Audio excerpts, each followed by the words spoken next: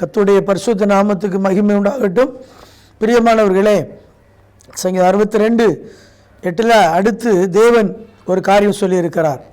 சகல ஜனங்களே எக்காலத்திலும் கர்த்தரை நம்புகள்னு சொல்லிட்டு அவர் சமூகத்தில் உங்கள் இருதயத்தை ஊற்றி விடுங்கள் அப்படின்னு ஒரு காரியம் சொல்லப்படுது. இந்த ரெண்டுமே நாம் தான் செய்யணும். கர்த்தரிடத்தில் கர்த்தரை தேடுகிற ஜனம், அது விசுவாசியாகட்டும் ஊழியக்காரனாகட்டும் யாராக இருந்தாலுமே, ரெண்டாவது அவர் சொல்கிறாரு, அவர் சமூகத்தில் இருதயத்தை ஊற்றுங்கள் அப்படின்னா, இன்றைக்கி நம்முடைய இருதயத்தை நம்ம இன்றைக்கி நிறைய பேர் ஊற்றுகிறதே இல்லை. இருதயத்தில் இருக்கிற நிறைய காரியத்தை கர்த்தரிடத்தில் முழுமையாக சொல்கிறதில்ல. ஊற்றுகிறதுன்னா என்ன அர்த்தம்?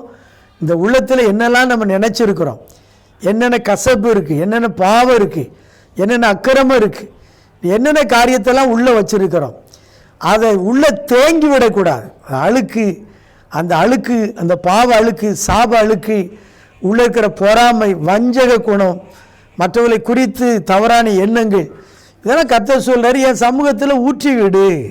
அது உள்ளே வச்சிருக்காது, அது உனக்கு வேண்டாம். அது உள்ளே இருக்கிற வரைக்கும் அது உன் வாழ்க்கையில் துக்கத்தை உண்டாக்கும், சமாதான குறைச்சலை உண்டாக்கும், உன் மகிழ்ச்சியை கெடுத்து போடும்.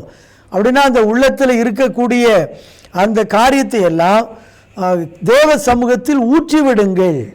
எவ்வளோ பெரிய காரியம் பாருங்கள். கர்த்தருடைய சமூகம் எது? நம்ம கேட்குற கர்த்தருடைய சமூகம் எது? அண்ணால் தேவ சந்நிதியில் போய் தான் அந்த அம்மா தன்னுடைய வாழ்க்கையில் தேவையான ஒரு குழந்தைக்காக, தன்னுடைய வாழ்க்கையில் இருந்த அந்த நிந்தை, அந்த அவமானம் நீங்க வேண்டும், அதற்காக போய் கர்த்தருடைய சன்னிதானத்தில் தன்னுடைய மன கிளேசத்தை எல்லாம் ஊற்றி விட்டார்கள். கர்த்தரிடத்தில் போய் எல்லாத்தையும் சொன்னாங்க. வாய் திறக்கலை, உதடுகள் மாத்திரம் அசைந்தது. ஆனால் அவளுடைய இருதயத்தை ஊற்றி விட்டாள் அண்ணால்.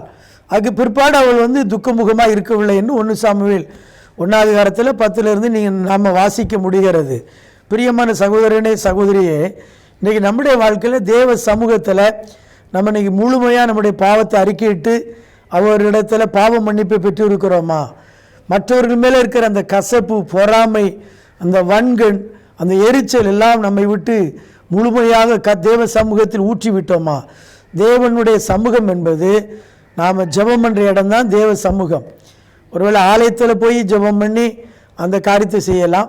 இப்போ ஆலயமே இல்லை அப்படின்னா ஏதாவது ஒரு இடத்துல நம்ம தனியாக போய் நம்ம முழங்கால் படிக்கிட்டு, அது வனாந்தரமான இடமா இருக்கலாம், நம்முடைய வீட்டினுடைய ஒரு அறையாக இருக்கலாம், இல்லை ஒரு அமைதியான இடத்துல போய் கர்த்தரை தேடுவதற்கென்று ஒரு சமயத்தை பார்த்து நம்ம மனந்திறந்து ஆண்டவராக இயேசு கிறிஸ்துவிடத்தில் பேசுவது. ஆண்டவரே, என் நிலைமை இப்படி இருக்கிறது, இவ்வளோ நெருக்கத்தில் இருக்கிறேன், இவ்வளோ பாவ பழக்க வழக்கத்தில் இருக்கிறேன், இதை என்னால் விட முடியலை, எனக்கு உதவி செய்யுங்க ஆண்டவரே, ஒத்தாசப்படுங்க ஆண்டவரேன்னு சொல்லி மனம் திறந்து கண்ணீரோட, அன்னைக்கு தெரியும் இல்லையா, அந்த பரிமள தைலத்தை இந்த பாவியான ஸ்திரீ இயேசு கிறிஸ்துவிடத்திற்கு, இயேசு கிறிஸ்துடைய சிரசில் அதை உடைத்து முற்றிலுமாக ஊற்றி தன்னுடைய தலைமயிரினால் அவருடைய பாதத்தை கண்ணீரினால் அவருடைய பாதத்தை கழுவி தலை முடியினால் துடைத்து ஓயாமல் முத்தம் செய்து அவள் செய்த அநேக பாவத்திலிருந்து மன்னிப்பை பெற்றாள் அல்லவா?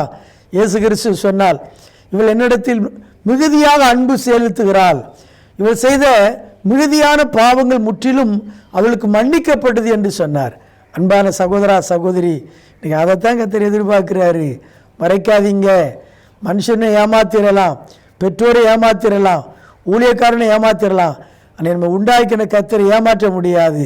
நம்ம இருதயத்தில் இருக்கக்கூடிய அனைத்தையும் ஆண்டவராக இயேசு கிறிஸ்துடைய சமூகத்தில் ஊற்றி விடுவோம். ஆண்டவர் சொல்லியிருக்கிறார், தன் பாவங்களை மறைக்கிறவன் வாழ்வடைய மாட்டான், அதை அறிக்கை செய்து விட்டு விடுகிறவனோ இரக்கம் பெறுவான் என்று ஆண்டவர் சொன்ன வசனத்தின்படி ஒரு இரக்கத்தை தந்து கர்த்தர் நம்மை ஆசீர்வதிப்பார். ஆமேன், ஆமேன்.